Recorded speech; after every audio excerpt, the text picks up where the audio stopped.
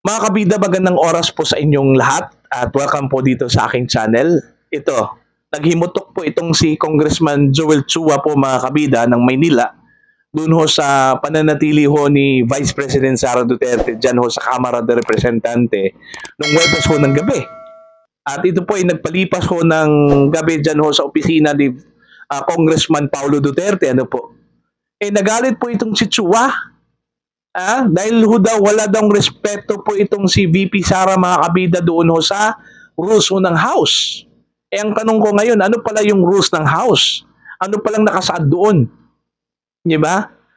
Itong si Sergeant at Arms, nung tinanong po ito mga kabida ng mga kagawad ho ng media, kung ano hong nilabag po ni VP Sara na rules ng House, ang sabi po, na wala naman pong sinabi doon sa rules ng House na bawal ho na mananatili ang isang o ang sino man dyan ho sa opisina ho ng isang kongresista, ano po.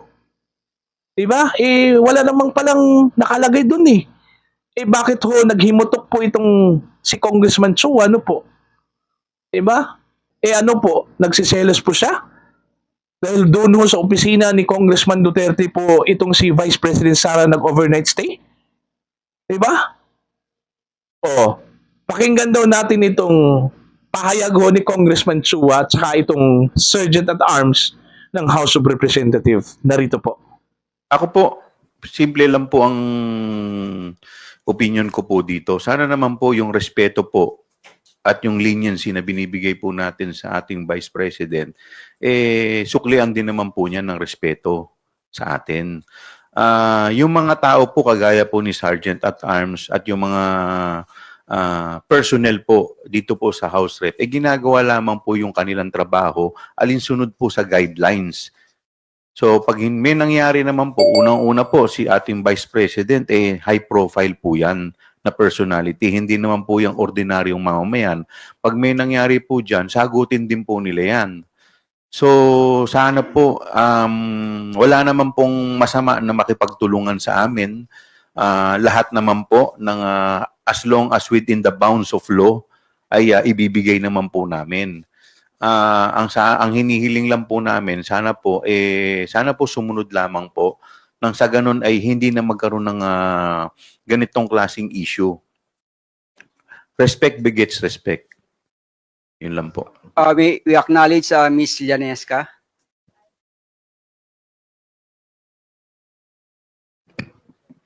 Good afternoon po. Llanesca Pantilla, May News Online. Sir, what would happen if the Vice President chose to stay? What would be ano ba yung provided for by the rules of the House? Given such, in the event that there is a defiance on the part of the Vice President? Wala pong nakasaad doon sa House dahil nga po nung sa rules natin, dahil nga I believe the House rules was made with the principle na tayo mga Pilipino ang pinaka most hospitable na mga mamamayan sa buong mundo, na kaya po kung ano lang yung i-request sa atin, pinagbibigyan naman natin. So hindi ho na-cover yun kung ano yung gagawin. At ngayon nga po, kung gamitin itong pagkakataon na to para ipaabot, yung pakiusap na rin po ng mga security ng ating pangalawang Pangulo, na kung maaari nga po, sasabi ho ni Chairman kanina, pwede naman mong dumalaw bukas. Huwag na lang mag-stay dito sa gabi. Dahil alam niyo yung gabi, talagang kailangan doblehin natin yung security dahil pangalawang Pangulo nga po ito. So kagabi po medyo marami-rami yung nag-overtime. Oh, wala naman palang nilabag na polisiya po itong si Vice President Sara Duterte po, mga kabita, ano po. Mismo yung kanilang Sergeant at Arms nagsabi na hindi ho nakalagay doon sa kanilang rules na bawal ho mag-overnight stay po itong si VP Sara, ano po. Diba?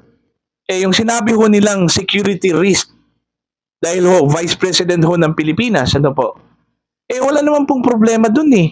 Bakit? Bakit ho kayo nag-alala na may security risks? May problema ba sa seguridad yung Kamara de Representante?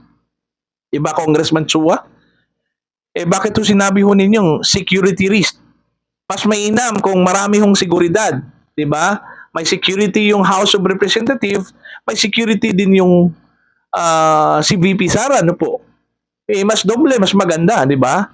Bakit to sasabihin ho ninyo may security risk? At kung may mangyari po sa Vice Presidente, mananagot ho kayo. Bakit pala?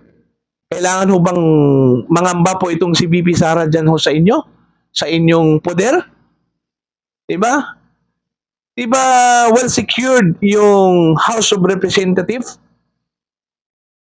Yan lang po Sabihin ho ninyo na ayaw nyo talagang magstay overnight ho dyan yung Vice Presidente. Kasi ayaw ho ninyo sa Vice Presidente. Nagmamalasakit lang man po yung Vice President ho natin dyan ho sa kanyang Chief of Staff na kinulong ho ninyo. Na wala namang katuturan yung pagkulong ho ninyo dahil lang daw doon sa sinabi ho ninyo na undue interference. Di ba? Yun na yung ginawa ho ninyo. Tsaka mantakin nyo mga kabida, yung nag-cite in contempt ho sa kanya, convicted. Ang problema lang kasi dyan sa House of Representatives, inabuso na ho ninyo yung inyong kapangyarihan. Yung kapangyarihan ho ninyo na mag-cite in contempt. Diba? Malinaw man talaga na inabuso na talaga ninyo Kung hindi ho ninyo makuha yung gusto ho ninyong isagot ng inyong mga resource persons, ay papatawan ninyo kaagad ng contempt. Doon ho kayong magaling. Bakit ho hindi ho ginawa yan ng Senate, mga kabida? So, ibig ho bang sabihin na mas honorable yung mga senators kaysa itong mga mambabatas ho natin? So, wag niyong abusuhin yung inyong kapangyarihan. Ha? At saka, yung kapangyarihan ho ninyo to cite in contempt, may limitasyon yun. Hindi yun unlimited. Ha? Kahit sino na lang, i-condemn ho ninyo kapag ho, hindi ho sumang-ayon ho yung sagot doon ho sa inyong gustong sagot. Diba? Yan ang hindi maganda, mga kabida Yung pang-aabuso ho ng kapangyarihan, yun yung hindi maganda talaga sa lipunan ho natin. Ano po?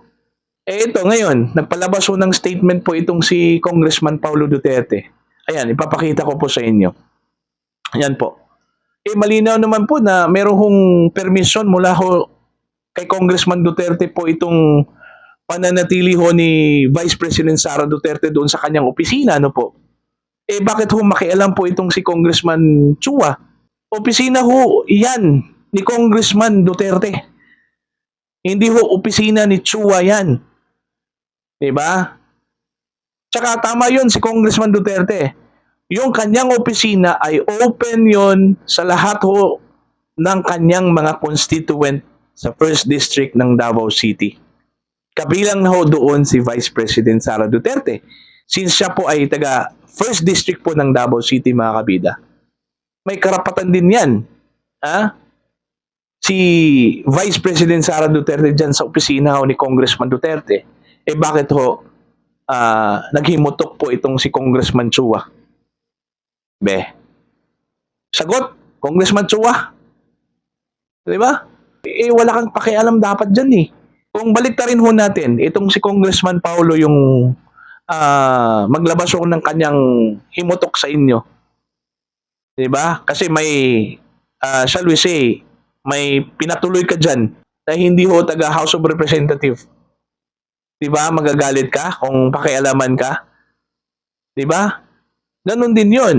At saka pangalawa po, mga kabida, wala naman pong illegal na ginawa ho itong si Vice President Sara dyan Ang gusto lang talaga ni Vice President Sara is at least malapit siya doon ho sa kanyang Chief of Staff. Kasi yung kanyang Chief of Staff, mga kabida, may panic attack yun. So, at least, kung may mangyari sa kanya, andyan ho si Vice President Sara Duterte. Cargo kasi yan ni Vice Dahil sa kanya, hindi po makukulong yang si Attorney Zulaika Lopez, ano po, mga kabida. Diba? So, nararapat lang po na alalayan po yan ni Vice President Sara Duterte. Keso, may isang kongresista, mga kabida, na nagmamarunong Sinasabi pa po na may respeto pa raw itong mga mambabatas o kay Vice President Sara. Iba yung sinasabi ho ng inyong mga actions eh. Yung mga actions ho ninyo, wala na pong respeto ho sa Vice President. Gusto ko lang pong linawin mga kapida na yung paggamit ho ng opisina, kahit sinong congressman dyan, diba? Wala hong pakialam yung ibang congressman doon kung anong gagawin ho niya doon sa kanilang opisina. Kung sino yung papatuloyin ho nila dyan. Diba sa kanila yun? Oo. Yung opisina ho ni Congressman Duterte, part and parcel ng bilho ng tubig at saka kuryente doon ay nanggaling ho mula sa mga constituents ni Congressman Duterte sa 1st District ho ng Davao City. Diba? So, yun po. Sana ho, maghinay-hinay po itong si Congressman Chua. Pakialaman ho ninyo yung opisina ho ninyo. Wag yung opisina ho ng ibang mga mambabatas dyan. Kasi, kanya-kanya ho kayong may opisina. Kung ano yung karapatan ho ninyo, doon ho sa opisina ho ninyo, ganun din yung karapatan po ni Congressman Paulo Duterte doon ho sa kanyang opisina. Kung sino man yung payagan ho niyang tumuloy ho doon sa kanyang opisina, wala na ho kayong pakialam doon. Nakakagalit lang po itong si Congressman Chua po mga kabida. Sip-sip masyado, ano po. Antayin ho ninyo, babaliktad yung panahon. Diba? Tingnan natin kung ano yung maging reaction ho ninyo. Hindi ho sa lahat ng panahon sa inyo. Ito lang po yung dapat tatandaan ho ng ating mga mambabatas na umuusig ngayon sa mga Dutertes mga kabida. Hindi ho sa lahat ng panahon ay sa inyo. Diba? Darating ho yung panahon na kayo naman po yung uusigin. Yun lang po. Ha? Kaya nga, wag ho kayong magmamalaki ngayon. Okay? Wag kayong maging hambog. Kasi ho, hindi sa lahat ng panahon na kayo po ay maging hambog. Diba? Ganun lang yun eh. Life is a cycle. Kung ano yung nangyari ho sa mga Duterte noon, ito na ngayon. Sino pong nag-aakala kabida na ganito na po yung sinapit ng mga Duterte ngayon? Inuusig. Di ba? Wala. Oh. So, ganun din yun. Kung kayo po ang umuusig ngayon sa mga Duterte, lahat ng bagay sa mundo ay may katapusan. Kung darating yung panahon na yon, marirealize ho ninyo na sana hindi ko po ginawa yun. Yun lang po. Maraming salamat po sa inyong lahat. Sa lahat po ng gustong mag-comment, you can comment down. Thank you very much. God bless po. Audio Jungle.